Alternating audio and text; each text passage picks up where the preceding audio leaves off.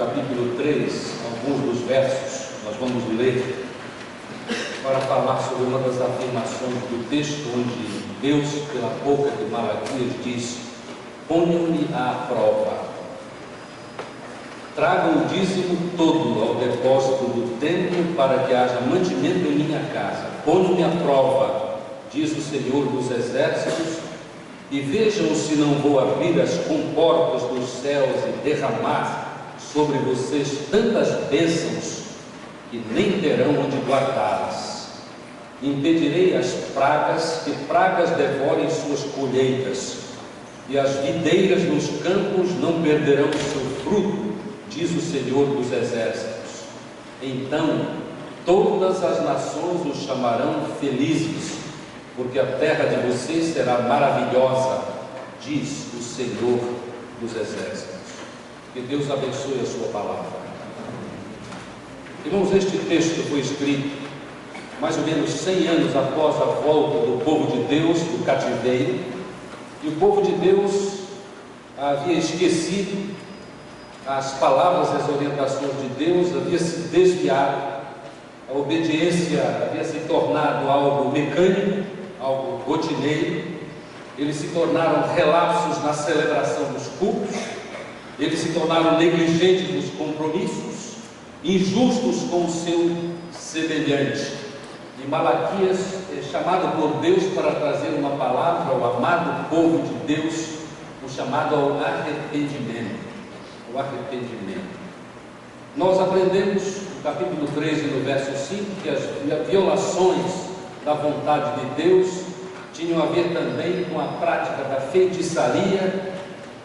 O adultério se tornou comum no meio do povo.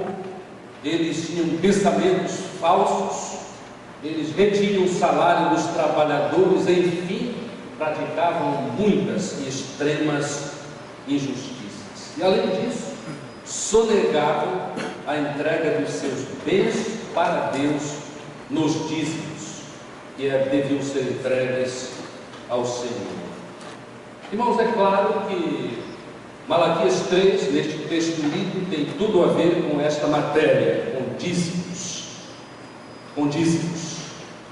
Dízimo é apenas uma parte da mordomia, da administração que Deus coloca sobre nós no seu reino, Os amados que estão aqui conosco, mesmo os visitantes, observaram e têm observado ao longo dos nossos cultos que é parte do culto entregar dízimos e ofertas ao Senhor. Muitas vezes nós pensamos que isso é uma prática comum, é geral, mas eu também fiquei assustado quando em uma das igrejas que pastoreei descobri que não era assim. Apesar de ser uma igreja, já naquele tempo, famosa, muito famosa, no Brasil. Sabe como era o culto? Não havia entrega de dízimos e ofertas. Literalmente, os dinheiros que eram dados para a igreja eram jogados em um buraquinho na parede do vestíbulo do templo. E quando eu cheguei lá para ser pastor, eu achei aquilo uma coisa mais esquisita, porque com certeza muita gente ali lia a mesma Bíblia que eu continuo lendo. E jamais dízimo é para ser entregue assim, desta forma, assim, triste e sem significado. Dízimo é parte do culto. E o que fiz? Tratei de mudar. E se há uma coisa que eu mudei rapidamente naquele início de ministério, foi esta questão de jogar o dízimo e a oferta no buraquinho. E causou comoção. Dizem, e é verdade, que qualquer pastor que chega em uma nova igreja deve ter cuidado com o passo em que ele muda as coisas, porque muitas vezes a mudança de processos significa para alguns um ataque às suas posturas e ao seu status na igreja. Mas eu dou graças a Deus que, mesmo reclamando nos bastidores, os líderes permitiram que eu usasse a autoridade que tinha me sido dada, ser pastor daquela igreja, e nós mudamos de pronto esta questão de como entregamos o dízimo à igreja e ao Senhor. Passaram alguns meses, e aí eu dou graças a Deus pela integridade de um dos maiores líderes daquela igreja que me refiro.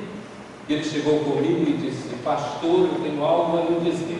Eu já imaginava o que era, porque eu sabia da sua postura inicial.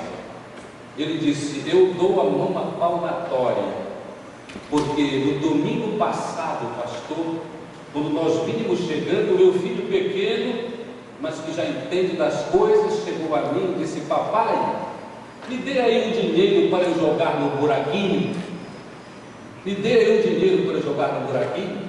E aí eu lembrei tudo que tem ocorrido na nossa igreja, e a mudança que o Senhor estabeleceu, fazendo com que nós entreguemos como culto solene ao Senhor, como um símbolo da entrega das nossas vidas, que é o nosso trabalho, que é a nossa maneira, deve ser a nossa maneira de ser.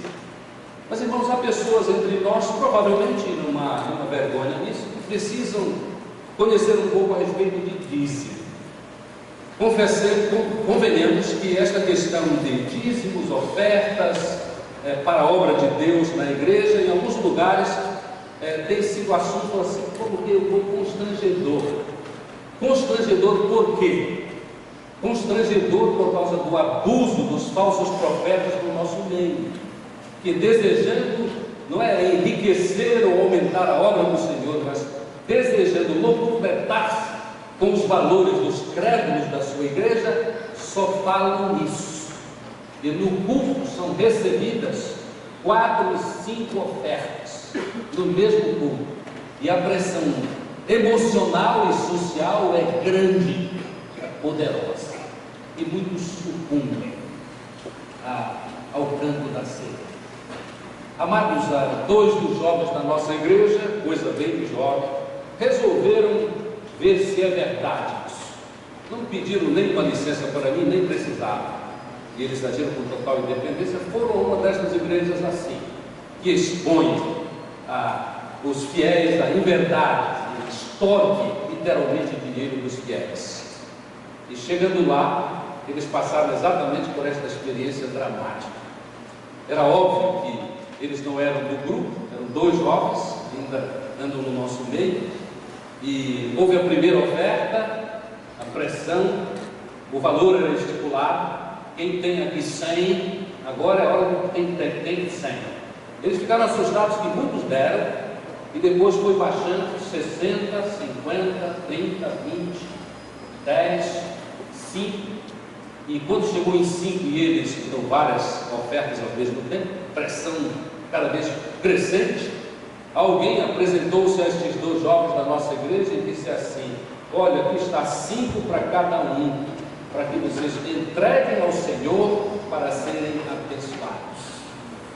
Se vocês quiserem tirar a prova, tirem, mas vão lá fora do domingo, porque nós precisamos da fidelidade dos irmãos aqui. Irmãos, há muitas igrejas que pregam a verdade, mas aquela não prega a verdade sobre dízimo. Mas a questão que quero trazer é o seguinte: é interessante que nós saibamos da história do dízimo. Como é que isso tudo começou? Eu não vou perguntar publicamente, mesmo do ponto de vista técnico, sem desejo de uma decisão pública, a respeito de quem sabe aqui qual é a história do dízimo. Mas eu já resolvi contar para os irmãos a história do dízimo, até por causa de algumas resistências de pessoas a respeito da entrega de seus bens. E a entrega dos bens é apenas parte da nossa mordomia cristã. Eu quero frisar muito bem isso, porque há muitas outras maneiras de exercermos a nossa mordomia como servos do Senhor Jesus Cristo, deste lado da eternidade, obviamente. Mas, irmãos, alguns dizem assim: não dou dízimo porque isto é do tempo da lei. Será que é? Não é não, porque a lei veio só mais tarde. A primeira referência, este é um texto impressionante, a primeira referência a dízimo na palavra de Deus, que começa em Gênesis, é precisamente em Gênesis capítulo 14 e verso 20. Gênesis 14 e 20. É uma história muito bonita. Abraão tinha um parente chamado Ló, e Ló sofreu ataque de inimigos. E nesse ataque de inimigos houve grande sofrimento e ele foi preso.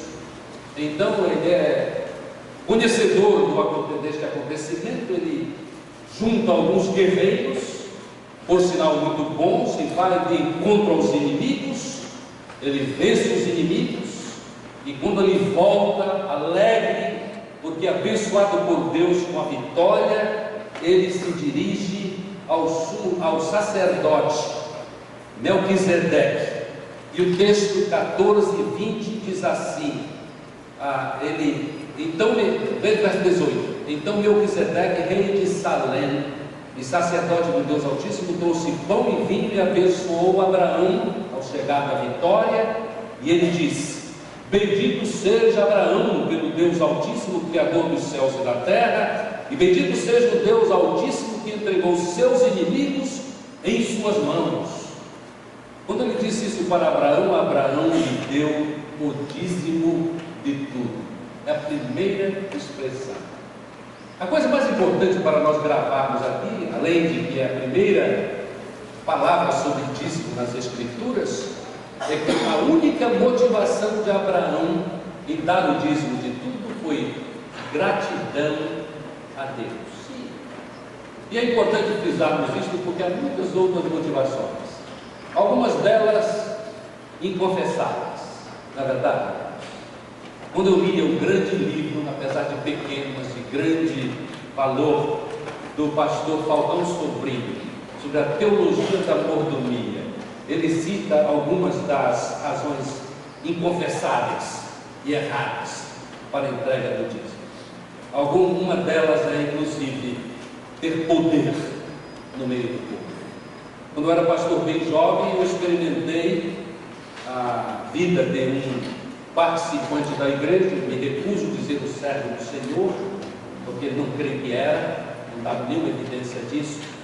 E um dia, quando a vontade deste participante da igreja, a primeira que pastoreei na Paraíba, a vontade dele não foi feita, ele criou um problema muito grave para a igreja e para mim também, e ele disse que a igreja sucumbiria, a igreja não teria como continuar, porque ele nunca mais daria nada para a igreja enquanto eu, pastor Norton Lagos, iniciante neste trabalho, fosse pastor. O que ele queria com o dízimo dele, que era de fato o maior da igreja, era exercer poder. Abraão foi diferente. Abraão deu o dízimo de tudo por causa da profunda gratidão a Deus pela vitória. Esta é a primeira referência bíblica. Mas a segunda é de Gênesis 28, 20 a 22. Ainda em Gênesis 28, versos 20 a 22. É Jacó, pai da fé. Jacó fez um voto dizendo: se Deus estiver comigo, cuidar de mim nesta viagem que estou fazendo, prover-me de comida e roupa e levar-me de volta em seguida, em segurança, à casa de meu pai, então o Senhor será meu Deus. E esta pedra que hoje coloquei como coluna servirá de santuário de Deus, e de tudo que me deres, certamente eu te darei o dízimo. Jacó aqui, humano como nós, colocou assim um pedido que Deus haveria de responder para então ele ser fiel a Deus. Nós observamos isso aqui muito claramente. Ele tem uma condição, ele até quer, mas ele ainda está duvidoso. Então ele diz: se o Senhor me abençoar, então eu darei o dízimo. O que ele quer fazer? Isto é muito humano. Ele quer provar Deus, ele quer testar Deus. Eu quero, com estas duas referências, a primeira e a segunda nas Escrituras, mostrar que o dízimo vem antes da lei. Mas na lei, naturalmente, há uma incorporação de muitas orientações específicas sobre o dízimo. Os irmãos que têm lido a Bíblia toda, às vezes, talvez fiquem meio entediados com a natureza, especialmente a repetição de algumas leituras no Velho Testamento. A leitura da Bíblia toda, começando do Gênesis indo até o Apocalipse, exige muita disciplina de de qualquer bom crente. Mas graças a Deus, que Deus mesmo nos dá esta disciplina e nós crescemos, porque os nossos olhos e a nossa mente são voltados para algumas coisas que nunca vimos, que nunca observamos, que agora vamos ver pela primeira vez. Então nós aprendemos a respeito da lei, a respeito do dízimo, então esta lei sendo incorporada na vida do povo de Deus, especialmente em Levítico 27, é a minha ilustração, Levítico 27, versos 30 a 34. 30 a 34. Todos os dízimos da terra, seja dos, observem, cereais, das frutas, pertencem ao Senhor, são consagradas ao Senhor. Se o homem desejar resgatar parte do seu dízimo, terá de acrescentar 1/5 ao seu valor. O dízimo dos seus rebanhos, um de cada 10 animais que passem debaixo da vara do pastor, será consagrado ao Senhor. O dono não poderá retirar os bons dentre os ruins, nem fazer qualquer troca. Se fizer alguma troca, tanto o animal quanto o substituto se tornarão consagrados e não poderão ser resgatados. São esses os mandamentos que o Senhor ordenou a Moisés no Monte Sinai para os israelitas. A razão por que alguns resistem à entrega de dízimos é porque ele diz assim: não, esta lei foi, e é verdade, para os israelitas. Esta lei nestes termos. Eu quero fazer um paralelo desta lei para os israelitas quanto ao sábado. O sábado está especificado na palavra de Deus que é uma lei entre Deus e o seu povo da época, o povo de Israel. E isso é um parênteses, esta é uma das razões porque nós não somos sabatistas. Nós não somos. Nós cultuamos no domingo porque é o dia da ressurreição, é o primeiro dia da semana. E há ampla evidência de que assim deve ser. Nós não vivemos brigando a respeito de dia, mas sabemos porque a igreja cristã cultua no domingo. Mas irmãos, aqui sim, é a lei, esta lei. Os irmãos devem ter observado que esta lei, este dízimo, estas leis que foram lá promulgadas, o dízimo tem a ver com um produto. Eu me lembrei muito do meu sogro, John Oliver, pai da minha esposa Alice, a única que tem. Ele trabalhou no estado do Alabama quando era estudante no Seminário Teológico do Sul dos Estados Unidos, onde estudei também. E ali se conta que ele recebia o salário dele em produto, batata, cebola, alface, etc. Né? Outros tempos. Agora vocês não sabem que é dinheiro mesmo, né? E tem um símbolo muito especial. Mas irmãos, o dízimo não era de dinheiro, né? Era dos bens, era das coisas. E algo importante que eu tenho aprendido lendo o Velho Testamento é que de fato o dízimo quer dizer 10%, mas havia vários dízimos e várias ofertas na lei para os israelitas. Um grande especialista chamado Dr. Fagan, num livro especial sobre mordomia cristã, ele diz que o dízimo para os israelitas acumulado, parece esquisito dizer isso, mas era de 25%. Se nós usarmos tudo que a palavra de Deus no Velho Testamento diz, que era responsabilidade de entrega de seus bens para a obra de Deus. Mas irmãos, o dízimo também é apresentado no Velho Testamento, nesta rápida história do dízimo, em Números, no capítulo 18, versos 21 a 32, era entregue aos levitas para o serviço. E os levitas, não vou ler o texto, eles eram obrigados pela lei a dar o dízimo do que haviam recebido. Eles é que recebiam, era como se fosse entregar a Deus, mas para os levitas que trabalhavam no tabernáculo. Mas irmãos, quando eles recebiam, eles tinham de dar o dízimo. E um professor dizia o seguinte: isto mostra que não há nenhuma base para o pastor, o missionário dizer, não, por causa da minha liderança espiritual da igreja, eu sou isento dos dízimos. Paz, meus irmãos, há pastores que gostariam de ser isentos da bênção de dar o dízimo. Eu tive o desprazer de conhecer um destes. E a vida dele, eu posso dizer para os irmãos, não era uma vida exemplar do ministério. Isso só poderia ser problemático se furtava do privilégio de entregar ao Senhor o que já é do Senhor e não dele. Mas a história continua, irmãos. Então, isto é o início da doutrina sobre o dízimo. No Velho Testamento há cerca de 40 expressões, 40 textos a respeito do dízimo. E no Novo Testamento há apenas 9, mas como são poderosos. Jesus Cristo, por exemplo, em Mateus 23, diz para os escribas e fariseus algo muito direto a respeito de dízimos. Eu quero ir ao texto porque o texto é palavra de Jesus. 23. Ai de vocês, mestres da lei e fariseus, hipócritas, vocês dão o dízimo do Deus, não é? Da hortelã, do endro e do cominho, mas têm negligenciado os preceitos mais importantes da lei, a justiça, a misericórdia e a fidelidade.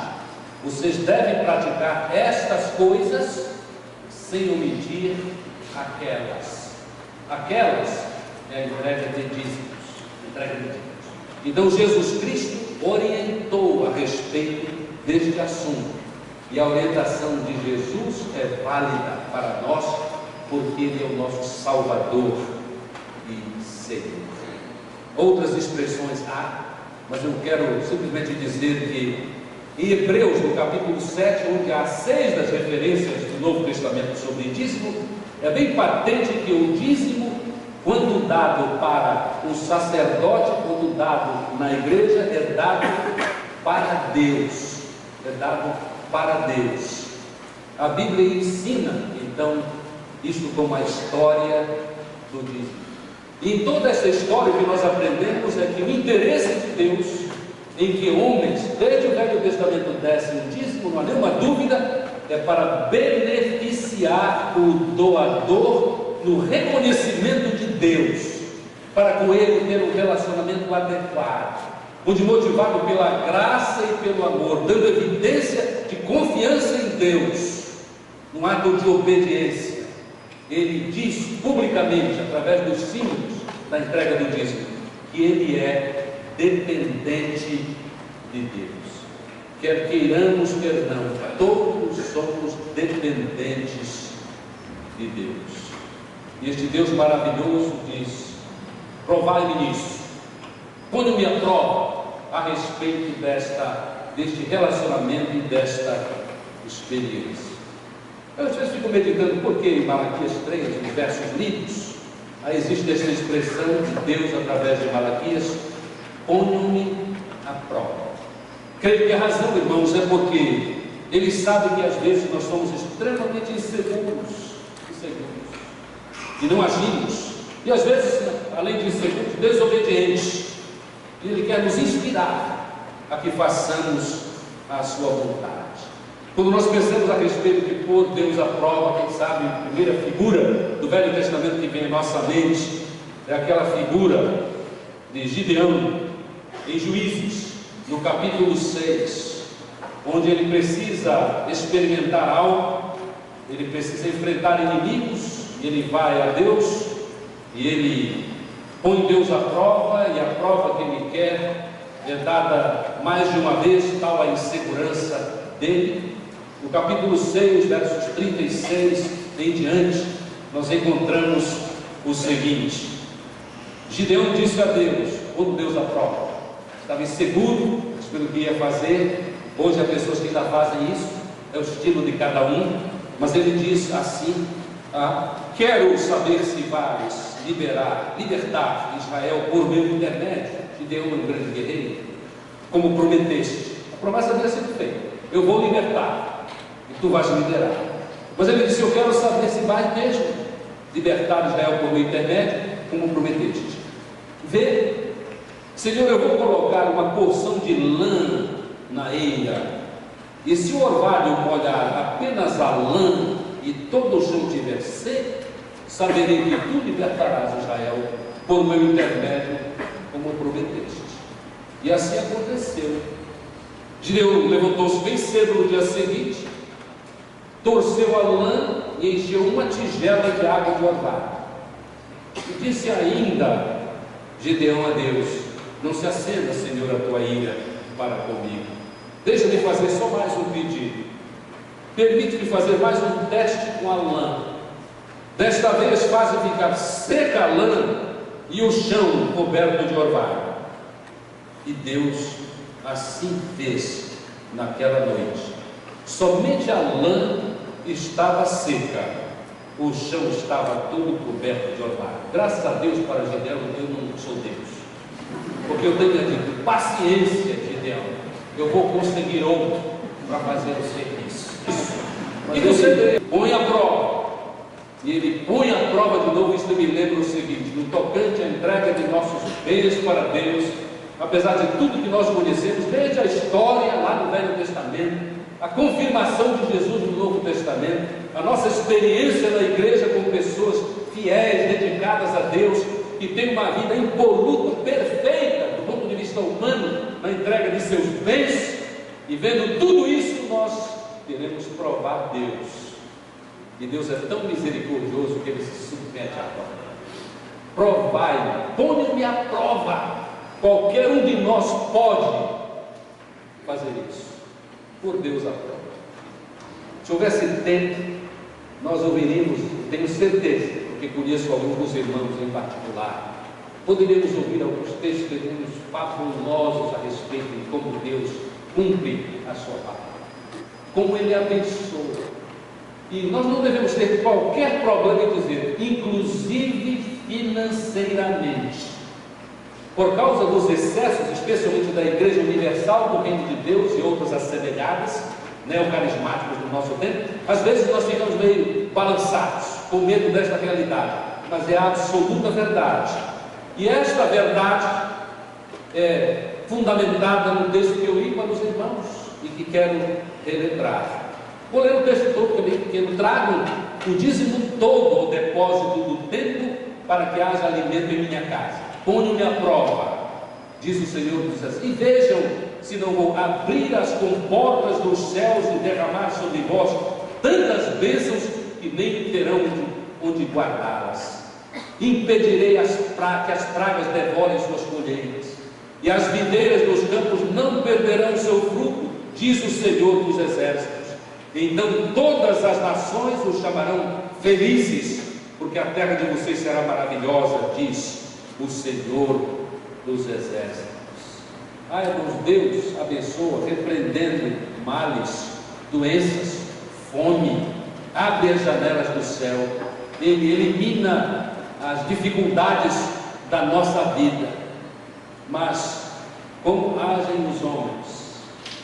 Muitas vezes pessoas que já conhecem Deus, mas nunca experimentaram Deus assim, mais fortemente, eles, em vez de contar as bênçãos e se tornar cada vez mais fiéis, eles ficam arrasados, observando ao seu lado a prosperidade de quem é infiel.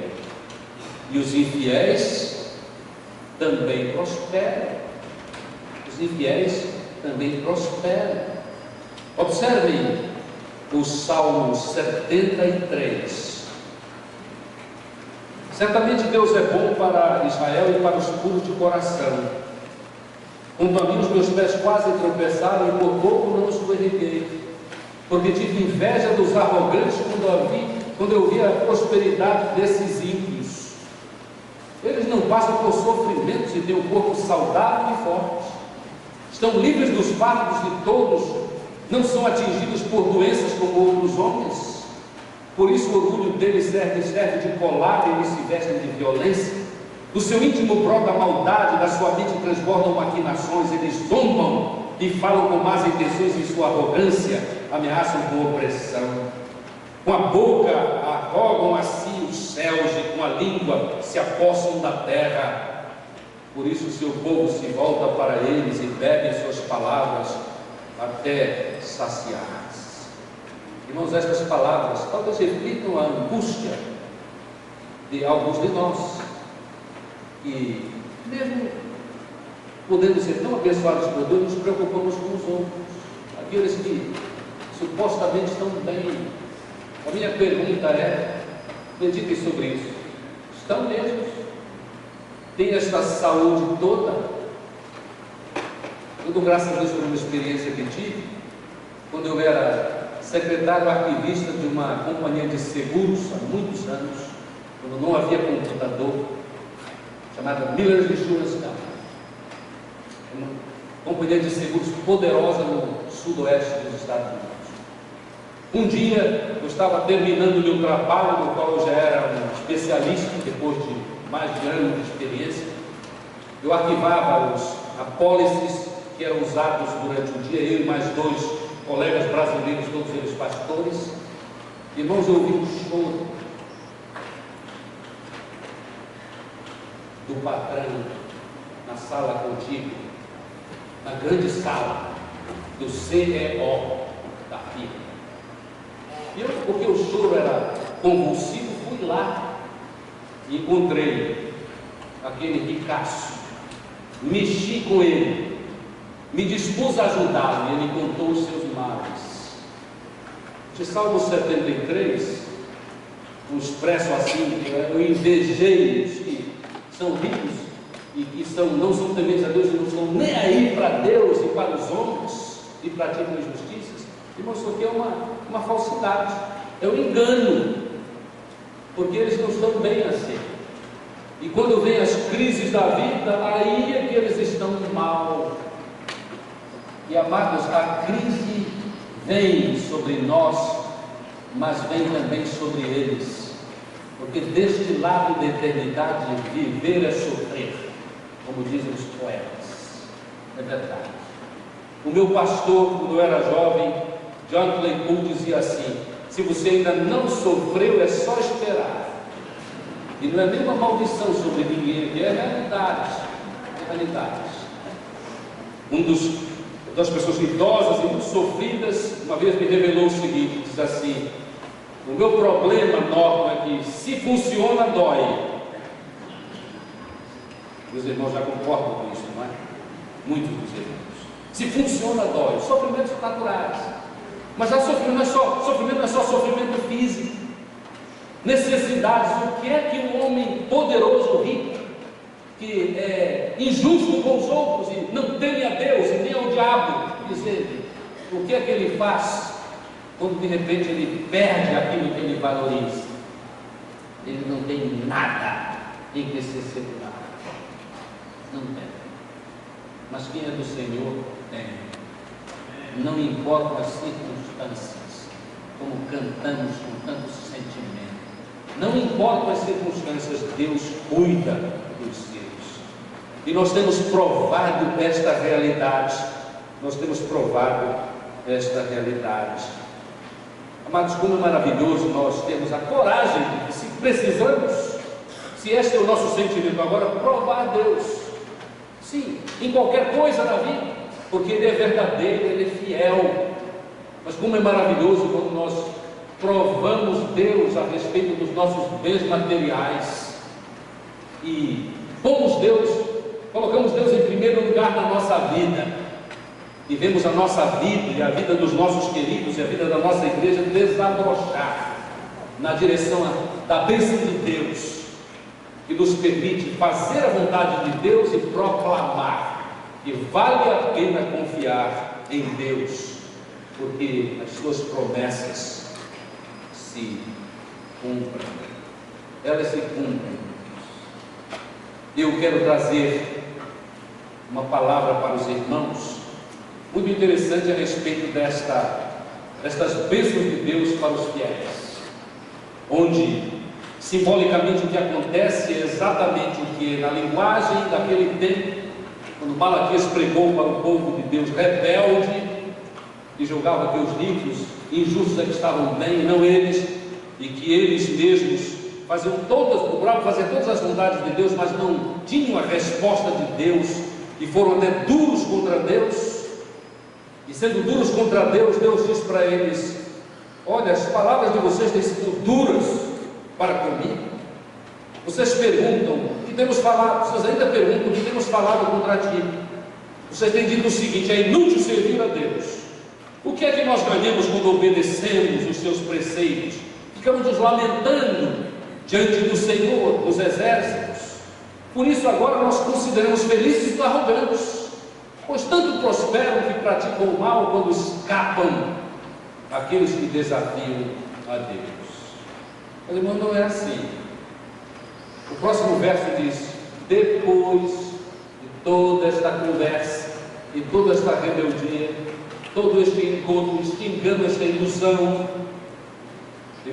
alguns dizem assim, mas estes alguns são os que temiam ao Senhor.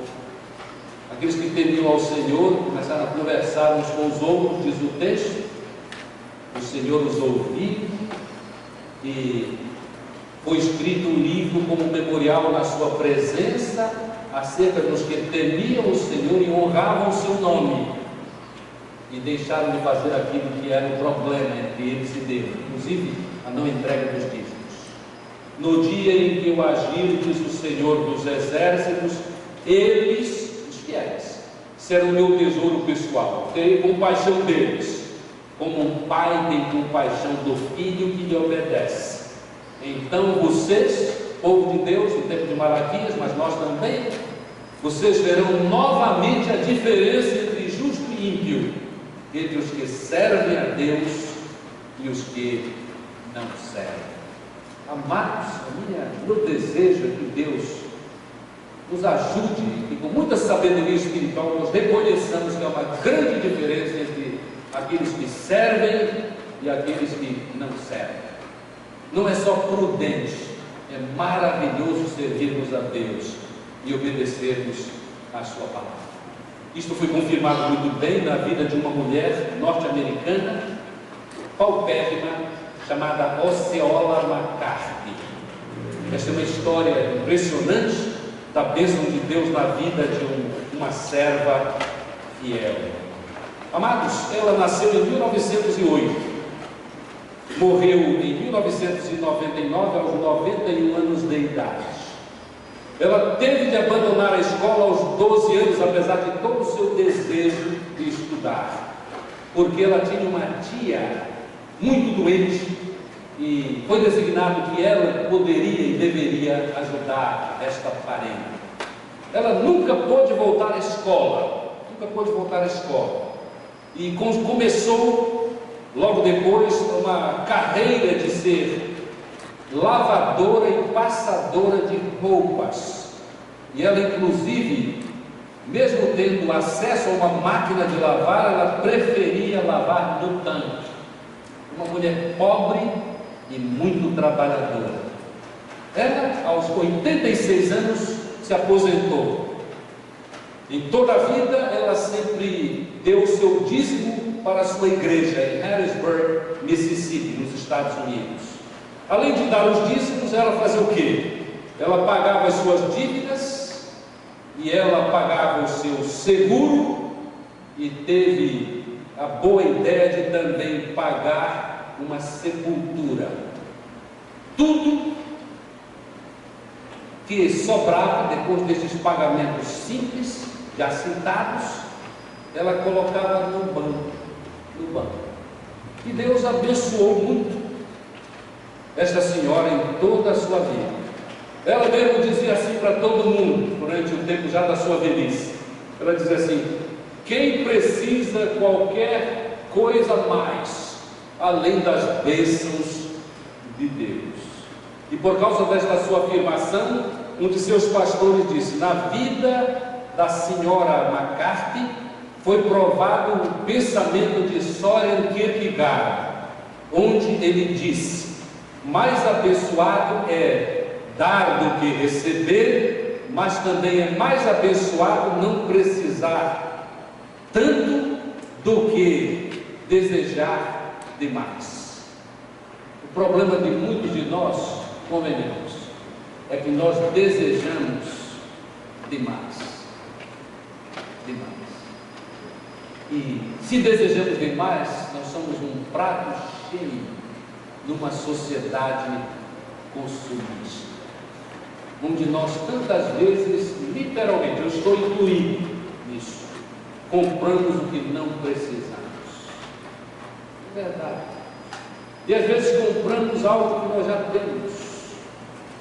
Sei que é verdade.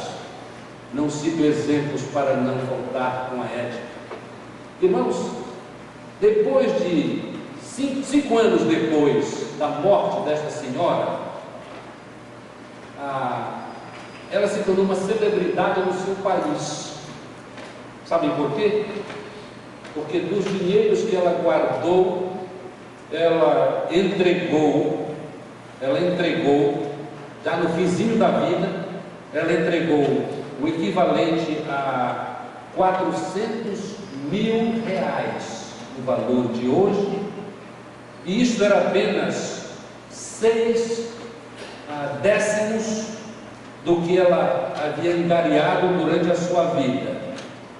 Ela deixou esse dinheiro para uma bolsa de estudos que ela afirmou era para crianças que queriam estudar na universidade, mas não tinham condição. Já pensou? Mulher pobre, fidelíssima a Deus e a sua igreja, vida simples, como é tão desejado. Lembrem a afirmação de Soren Kierkegaard: mais de abençoado é dar do que receber, mas também é mais abençoado não precisar tanto do que desejar demais. Ela não precisava de tanto, porque ela não desejava demais. O que ela tinha, que ela experimentava, o que o apóstolo Paulo chama de contentamento. Contentamento na minha vida. Este contentamento faz parte da história que contei a respeito do pai do pastor Ivo Zayas, que podendo, porque homem abastado, podendo ter um palácio novo, e isso era sugerido por seus amigos, ele também disse: não, eu estou contente com a casa que tenho, suficiente para mim. Até tem mais quartos, porque os meus filhos agora todos estão cuidando da vida e administrando suas vidas muito bem. Eu não preciso. Inclusive, disse ele, na intimidade da vida familiar: se eu aceitar este projeto novo, do palácio novo onde vou morar, eu deixarei de fazer mais pelo reino de Deus. Contentamento. Amados, este texto diz assim, e é Deus quem fala: provai-me, ponde-me à prova. Eu quero sugerir aos irmãos, eu aceito esta palavra de Deus para mim também. Não tenhamos nenhum temor, nenhum problema em, se precisamos, provar Deus. Se ainda não somos fiéis, sejamos fiéis. Façamos como muitos fazem. Em primeiro lugar, o reino de Deus. Não por causa do legalismo, mas tem por princípio. Primeiro para Deus, na certeza de que Ele é verdadeiro. Ele cuidará de mim e me abençoará. Ele faz isso. Hoje de manhã, para o benefício que não puderam estar conosco, eu contei a história da irmã Clotilde e do irmão Francisco. Paupérrimos, mas fiéis. Abençoados. A vida deles também é prova cabal de que podemos provar a Deus.